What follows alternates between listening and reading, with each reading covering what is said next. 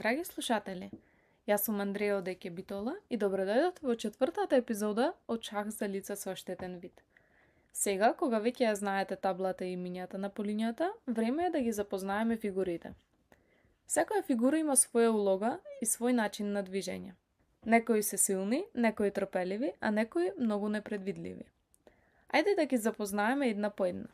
Пешак. Пешаците се мали, но многу важни. Тие се движат едно поле напред, а земаат фигури косо. На првиот потек можат да се поместат две полиња напред. Ако пешакот стигне до последниот ред, може да се претвори во друга фигура – кралица, топ, ловец или коњ. Мал пешак може да стане голем херој. Топ. Топот се движи право, напред, назад или странично. Не се движи косо, најсилен е кога таблата е поотворена. Тој има важна улога и при рокада, посебен потек што ќе го научиме подоцна. Ловец.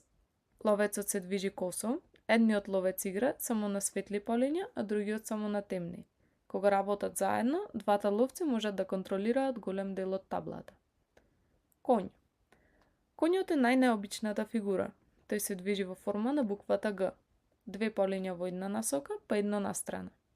Коњот е единствената фигура што може да прескокнува други фигури. Токму затоа е многу опасен и непредвидлив. Кралица. Кралицата е најсилната фигура на таблата. Може да се движи колку сака полиња, право или косо. Но бидете внимателни, губењето на кралицата може целосно да ја смени играта. Затоа користете ја паметно. Крал.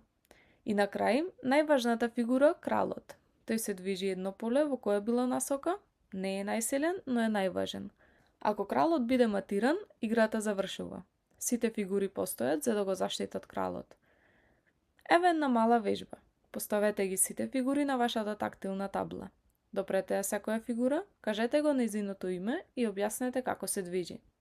Со време, вашите прсти ќе ги паметат сите движења.